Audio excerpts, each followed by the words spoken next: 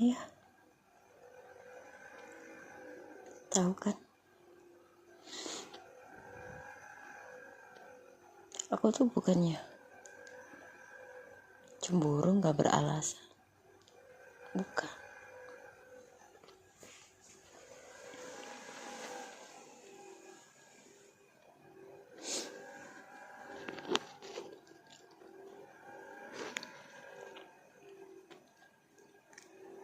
Kalau aku ingat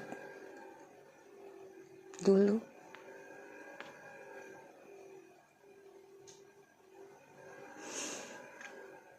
bagaimana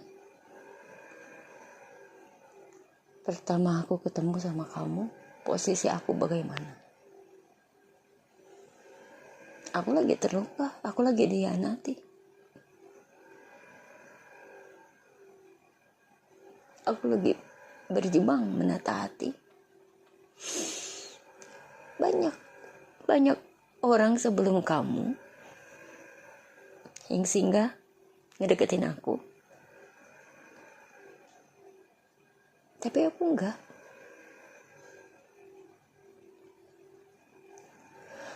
Ya aku anggap temen. Karena dari dulu aku memang banyak teman dan aku suka bergaul. Teman-teman pun menyambutku. Aku enggak susah cari teman. Dengan kepribadianku yang periang, suka ngelawak, bikin mereka tertawa. Ya, aku disukai banyak orang. Bukan cuma lelaki. Perempuan pun suka sama aku. Suka bukan artinya cinta.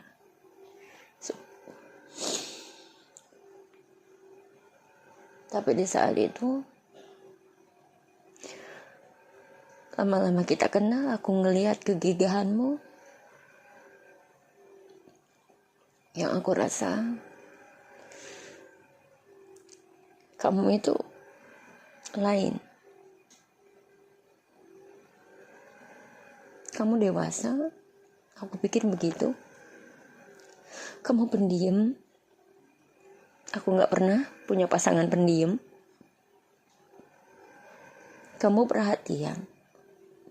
Kamu peduli.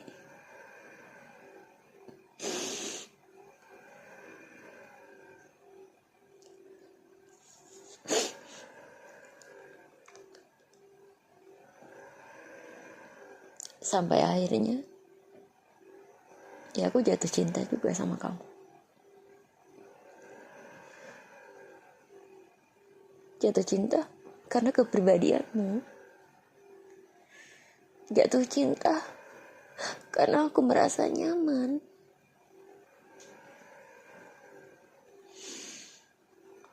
Tapi di dalam hubungan kita awal-awal kan banyak banget rintangannya, banyak fitnah sana sini yang mereka gak suka. Itu aku lawan. Aku gak peduli. Aku dijelekin sama kamu dijelekin sama orang itu sama aku gak peduli. Karena aku mikirnya aku memandang karakter dan yang aku rasakan.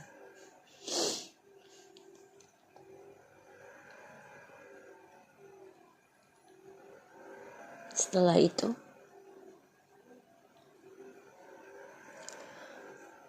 berapa lama kita berhubungan? Sering kita berantem. Bahkan sering juga aku ngajak putus.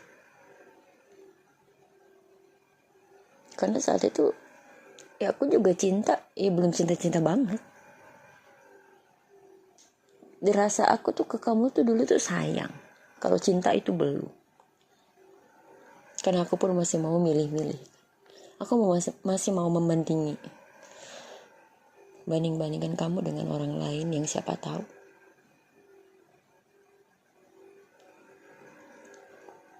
Sering kan saya ngajak putus. Paling sering saya yang mutusin kamu. Tapi apa jawabanmu?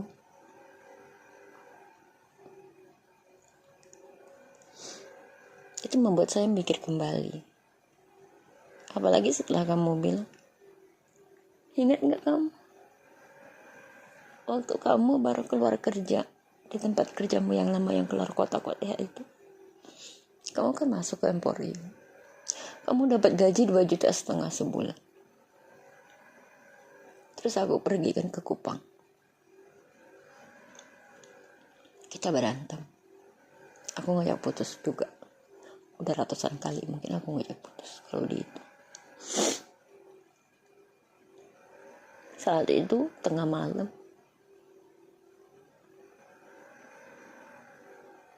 Kamu sampai masuk ke kamar mandi. Kamu telepon aku. Kamu nangis. Gak mau putus sama aku.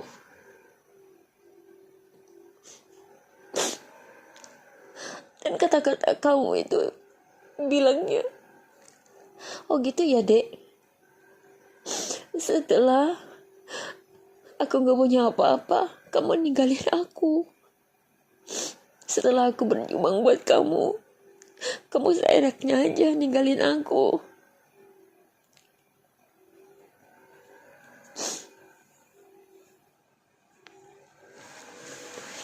Di situ aku mikir, dan aku pun ngerasa bersalah. Oh iya, mungkin saat itu kan kamu keluar kerja, yang keluar kota yang banyak duitnya. Sampai kamu di Jakarta, kamu nyari-nyari kerja susah, dapat uang sedikit. Kamu pikir aku mau ninggalin kamu karena kamu gak punya duit, gitu kan? Padahal kan saat itu bukan itu masalahnya. Kita hanya berantem biasa. Kamu ngungkitnya ke situ. Tapi dari situ saya berpikir. Iya ya. Dia udah berkorban buat aku. Iya ya. Selama ini aku juga merasa nyaman. Aku belum tentu dapat orang lagi yang sama bisa memperlakukan aku yang sayang. Saat itu aku baru benar-benar berasa jatuh cinta. Sayangku makin besar.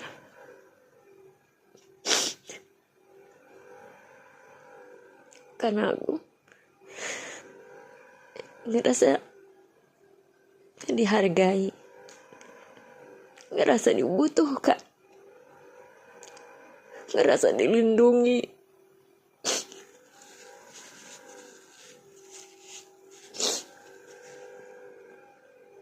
Tapi kamu tahu nggak, saat itu kan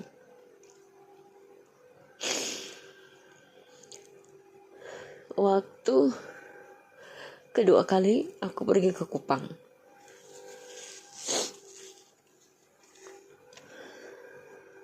itu kan aku tidak sama Susan sama Anita lagi. Aku pulang kabur kan, belum habis kontrak aku udah kabur pulang. Karena kamu bilang kamu nitip surat sama si Mami Susan sama obat itu. Kata-katamu, Dek, pulanglah. Sekarang kakak udah kerja, gaji kakak lumayan.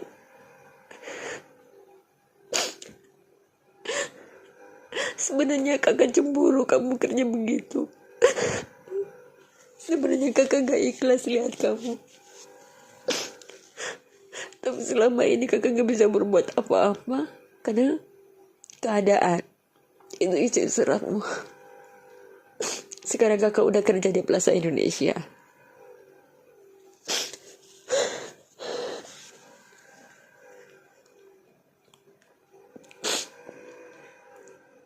Aku itu masih ada sisa kontrak. 3 minggu lagi. Padahal untuk nunggu ke 3 minggu itu kan sebentar ya, nggak mesti kabur. Tapi aku selalu memang aku nggak betah gitu. Aku tuh kadang-kadang pergi tuh kan bukan semata-mata karena duit juga. Aku tuh ibaratkan ya terjerumus sampai kerja di tempat hiburan itu karena aku tuh mencari hiburan buat batin aku sendiri. Aku orang yang selalu bisa menghibur orang, tapi orang lain gak pernah tahu kalau batin aku tuh rapuh. Aku kalau udah sedih gak bisa ngapa-ngapain. Makanya aku mulai mengenal minum-minuman, pergi ke tempat hiburan itu hanya untuk menghibur diriku sendiri. Karena aku gak punya orang yang bisa menghibur aku.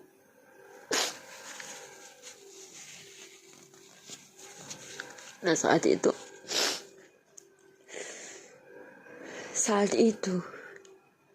ada laki-laki tuh yang ngedeketin aku bener-bener. Aku juga ngerasa dia pun seriusnya. Namanya Yuda. Dia itu jaksa. Dia tugas di Kupang. Tapi rumahnya di Bekasi. Sama kerjanya kayak kamu, hanya tugas kalau keluar kota. Posisi dia itu udah tinggi karena dia selalu bawa-bawahannya 2 orang. Saat itu kita kan beda 6 tahun ya. Nah aku sama dia beda 8 tahun. Berarti saat itu kalau aku 25, kamu 31, berarti dia 33 tahun umurnya. Dia duda anak 1.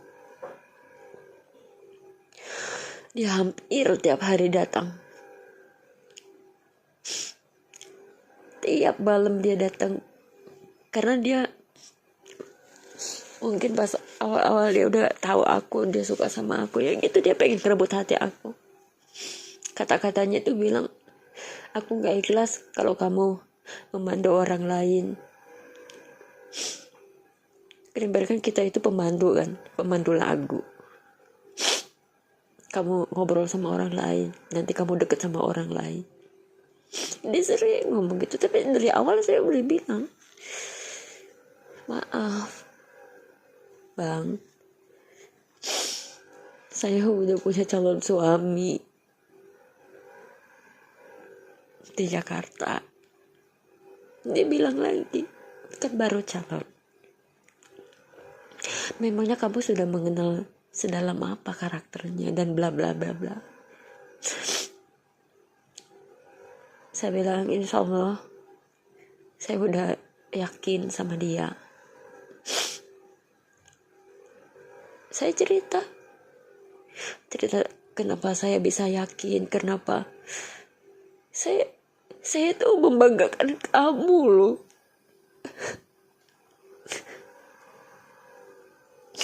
Membanggakan kamu ke dia, orang yang lagi benar-benar mencari jalan untuk mendapatkan hati aku. Sampai saya bilang sebenarnya saya sudah nggak betah di sini. Saya pengen pulang. Apa yang dia lakukan malam itu? Dia ngobrol sama security. Kan memang deket lah, memang dia itu disegani.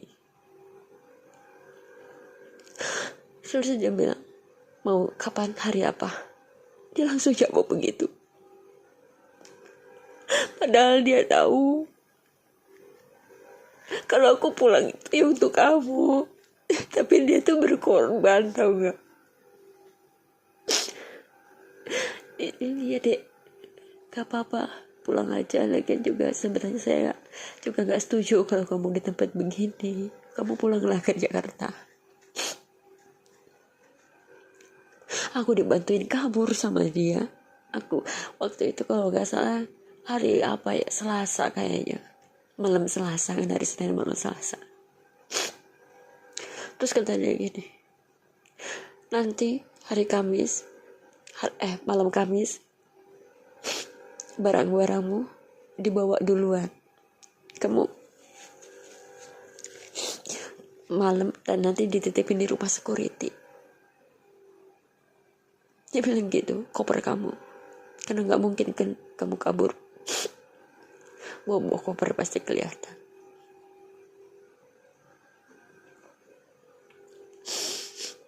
Ya, aku setuju.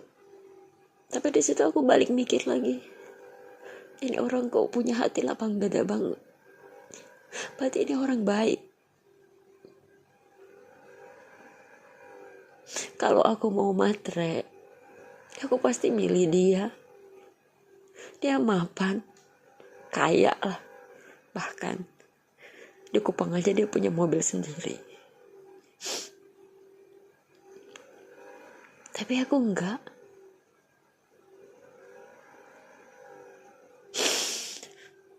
Terus pas di malam Kamis, hari Rabu kan, dia selalu ngebooking aku dulu kan ke maminya itu. Iren gak usah nemenin, nanti saya mau datang. Walaupun dia belum datang, tapi jam apa sih namanya, jam casan itu udah masuk. Misalkan dia, ya udah kan kita kan kerja mulai kan jam 7 ya, dari jam 7 itu udah dihitung. Padahal dia datangnya jam 10 kan.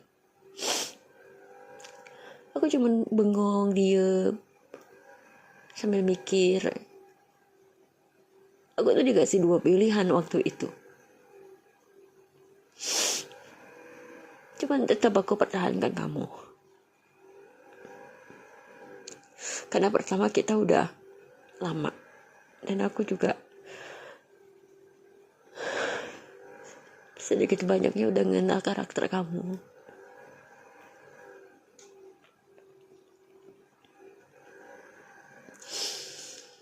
Malam itu aku bilang, tapi gak usah dititipin di rumah security. Aku punya temanku ngekos, titipin aja di kosannya.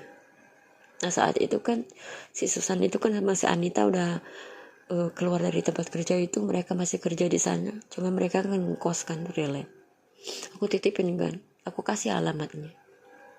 Jadi malam Kamis itu biasa aku kerja. Nah security itu kan udah aku siapin memang apa koper kan, sama ini, sama tas ini, aku bilang gitu. Iya kata dia, aku cuma sisain baju di badan aja. Itu di baju di badan juga aku tuh pakai baju tidur, tapi pakai kayak paper bag gitu, itu salinan kan. Pakai baju tidur, pakai kain Bali. Saat itu kan memang hari Kamis itu kan pembagian uang botol kan. Kita tuh memang selalu ke depan kan, pembagian gitu, gajian lah.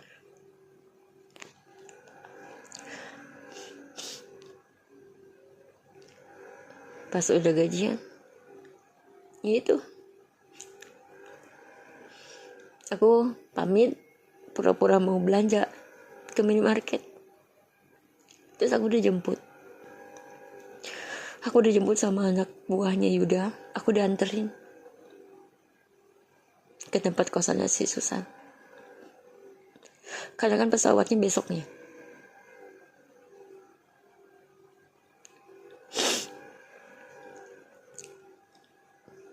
Dia tahu kan besoknya aku berangkat tuh kan pagi.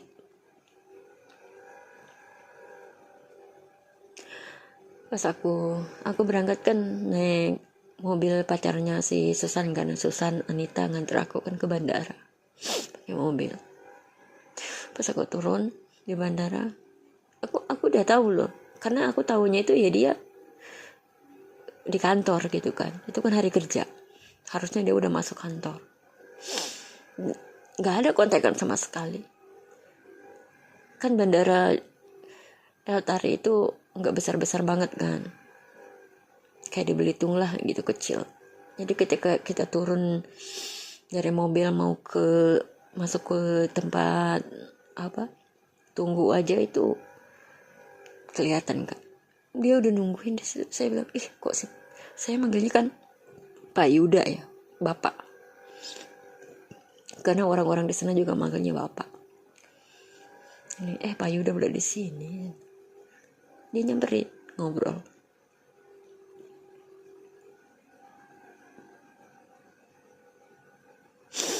Dia alasannya ngantar teman. Teman juga ada yang pulang katanya hari ini di Jakarta. Nah, kita ngobrol sebentar, ngobrol juga sama pacarnya si Susan. Memang kenal kan, memang dia itu terkenal lah. Udah gitu aku kan mau masuk ke ruang tunggu ya, yang masukin koper dulu gitu, mau check in. Kan udah gak bisa tuh yang nganter masuk. Gak lama dia nyuruh aku tunggu dek gitu. Dia pergi ke mobilnya. Gak lama dia ngasih aku boneka.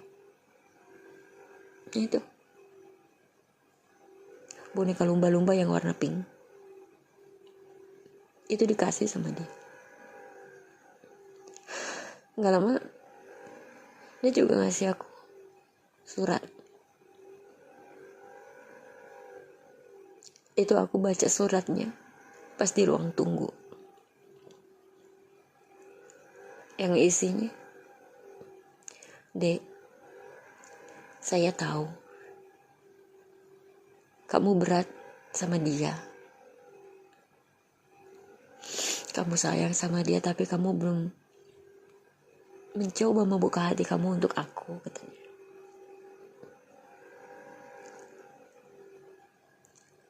Saya ikhlas kalau kamu bahagia sama dia. Tapi seandainya kamu sakit, dia menyakiti hatimu, kamu jangan pergi ke yang lain. Tolong kamu telepon aku. Ini nomor telepon rumahku. Dia bilang gitu di suratnya. Kata dia, nomor HP mungkin bisa ganti. HP juga bisa hilang. Tapi nomor telepon rumah dan alamat rumah, saya akan tetap di situ. Baik-baik, Dek. Salam sayang. Itu di bandara. Aku kalau dibilang galau ya galau. Di sisi aku tuh udah sayang banget gitu kan sama kamu.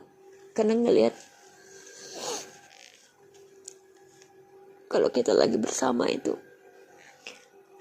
kita jalan aja kamu selalu pegang tangan aku. Tidur aja aku selalu dipeluk.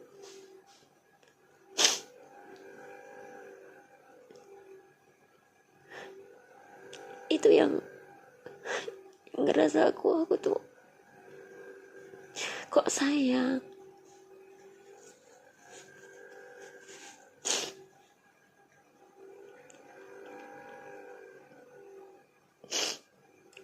Tapi saat itu juga, itu surat aku masukin tong sampah.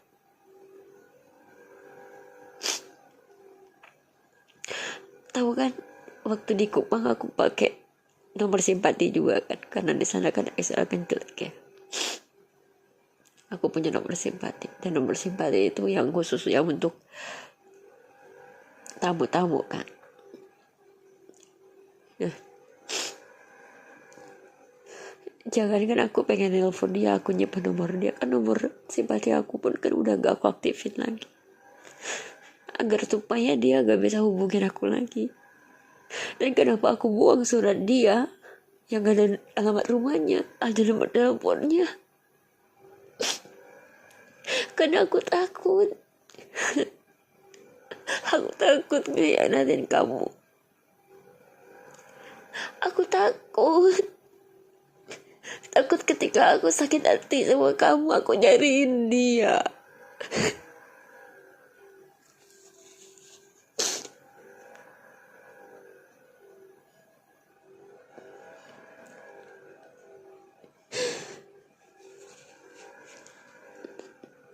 Gak lama karena pas pulang itu kan ada pulang ke Belitung juga kan, sebelum kita nikah itu.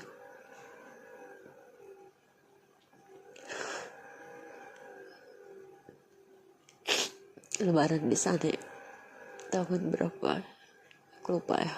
Yang pertama kalinya setelah gak lama gak pulang, karena aku pulang, aku ceritakan sama mama tentang si Yuda itu. Kata mama, ya udah Neng, kalau ada orang yang benar-benar mau serius, cepet-cepet, kata dia. Lagi Susan juga gak pernah ada jawaban pasti.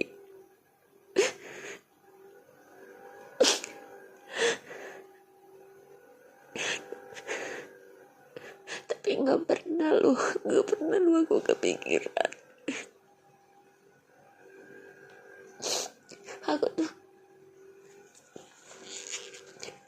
Aku tuh orangnya tuh susah untuk jatuh cinta sama orang gitu, susah. Awalnya paling cuma suka doang, suka oke lah, gampang. Rasa suka itu tuh gampang datang. Tapi kalau udah sayang, susah.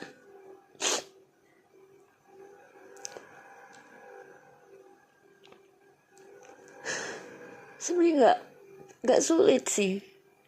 Aku tuh nyari pasangan,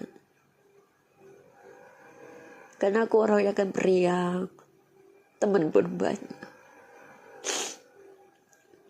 banyak kok yang seneng sama aku saat-saat itu. Tapi hanya 2 yang kutandai yang bener-bener kayaknya nih orang beneran. Cuman dari 2 itu aku harus pilih 1 kan.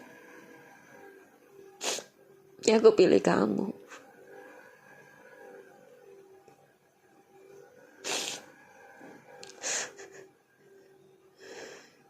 Karena yang pertama itu rasa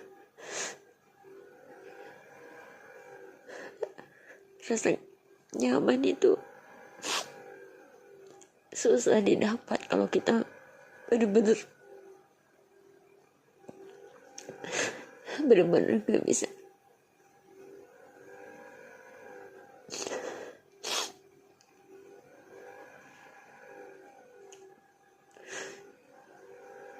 Tapi sekarang setelah nikah,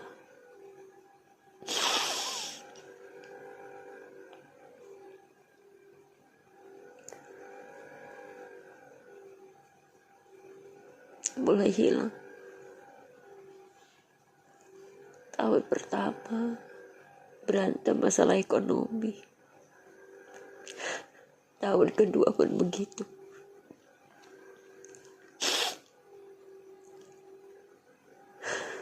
Aku yang dulu terbiasa nyari duit sendiri, megang duit banyak,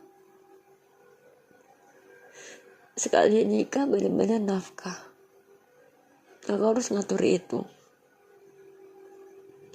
sulit awal.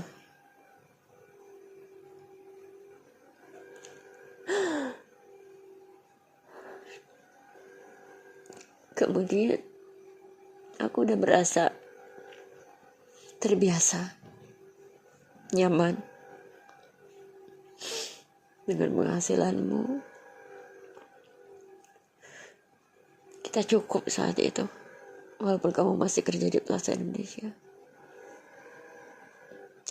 Gak lama kan, 2 tahun di Plaza. Gak lama kamu kasih kabar, Ndak, ayah ada tawaran kerja, gajinya lumayan, tapi keluar kota. Tahu kan jawaban aku? Aku jawab sambil nangis kan. Kenapa sih harus pergi? Kenapa sih dalam duit yang dicari? Pada saat itu aku udah terbiasa kan. 2 tahun awal kita nikah kan udah terbiasa hidup sederhana.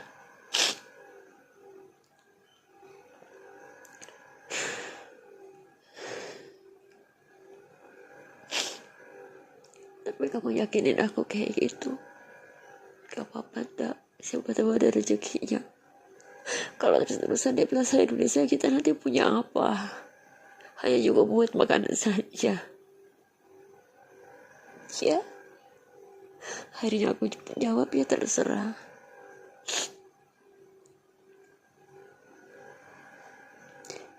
Tapi kan kamu mana tahu, tiap kamu pergi keluar kota, aku kan gak bisa tidur.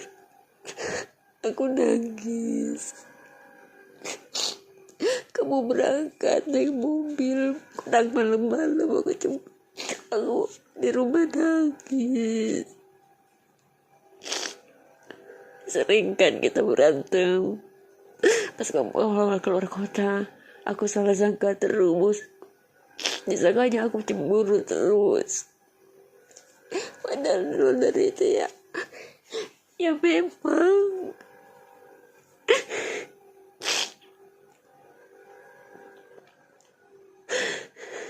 Apalagi sekarang aku berpikir, sekarang materi kamu udah punya,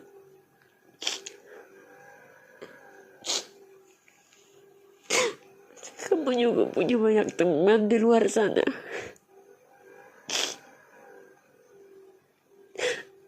Aku hanya di rumah, di sini. Gak pernah kemana-mana, gak punya teman, gak pernah nyari hiburan sama teman. Itu aku sedih. Sedihnya tuh aku benar-benar sendiri. Aku sendiri kayak aku dulu lagi.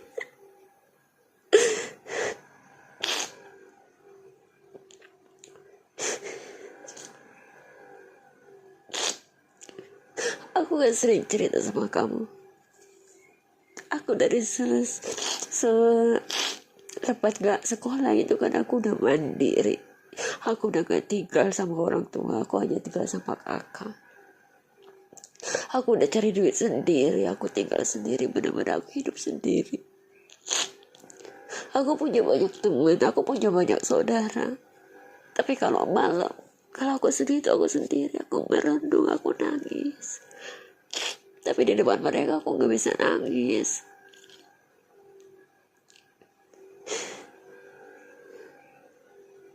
Terus aku sering berpikir, ya udahlah, gak apa-apa. Karena saat itu aku yakinkan diri aku sendiri, kamu baik, kamu setia.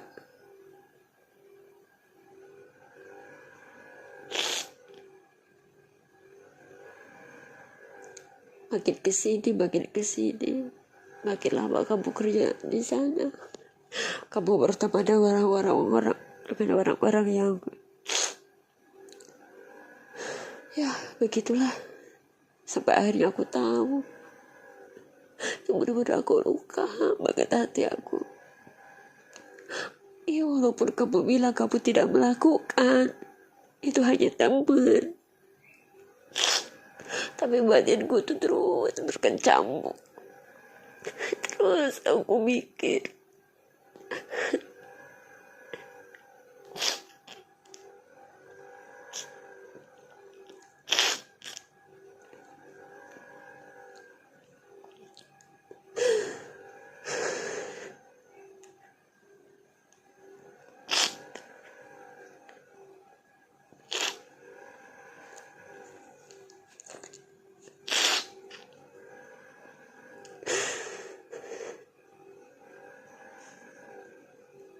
Kamu tuh diem, emang pendiam di rumah.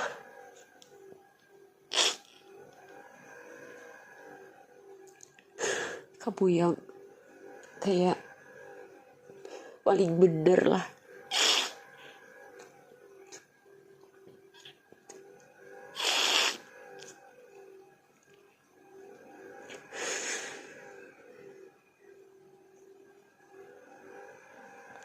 Kayak aku tuh sampai gak nyangka. Dari dulu pun kamu masih sering kan.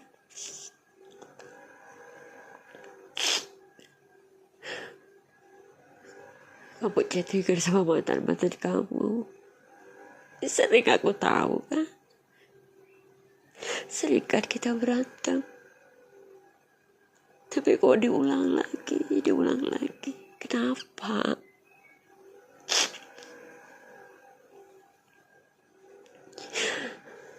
Ya memang. Aku juga udah ngerasa 2-3 tahun ke belakang.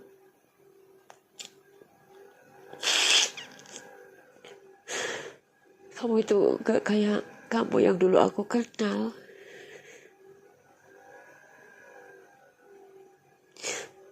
Yang dulu benar-benar peduli sama aku. Benar-benar sayang sama aku. Kamu takut kehilangan aku, itu gak ada lagi di diri kamu.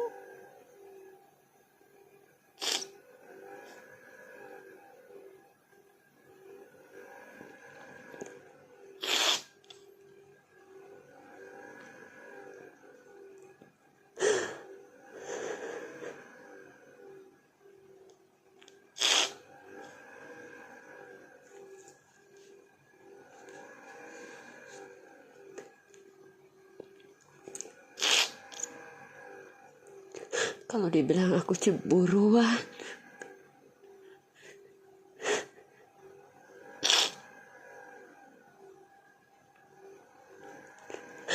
ya itu aku karena takut. Aku takut disakitin lagi. Aku takut dihianatin lagi. Aku tuh kalau udah sakit hati, udah hancur. Udah gak peduli sama diri sendiri. Gak peduli masa depan.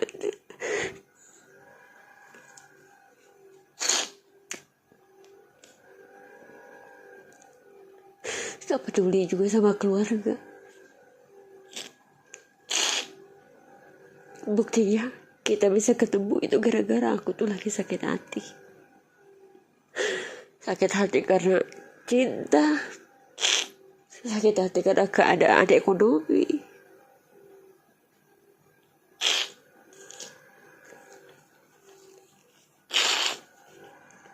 Sampai aku kabur dari rumah.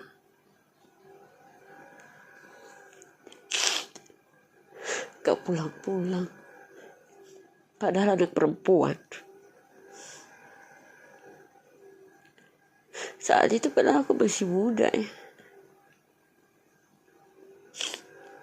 Tapi udah gak bisa gitu nerima kalau aku sakit hati itu, kalau aku dikhianati aku gak bisa nerima gitu. Kalau dibilang pengen mati, saat itu aku pengen mati, udah gak peduli. Makanya aku pergi kemana, sampai aku pergi rantau, gak punya keluarga di sini, ikut teman-teman saja, kemana kaki melangkah, yang penting aku bisa ngelupain. Buat sisi sekarang aku udah tua, badan pun udah rapuh, udah gak layak.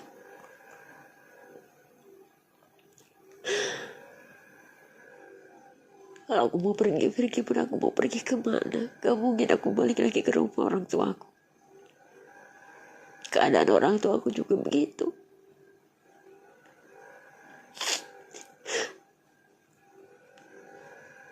Aku selalu mikir,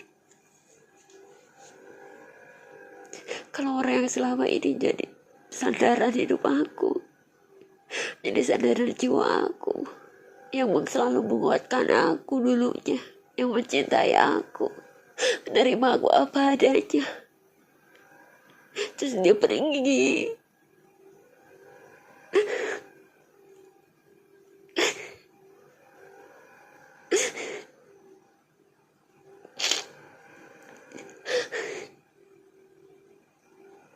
Aku gak bisa ngebayangin, aku gak kuat.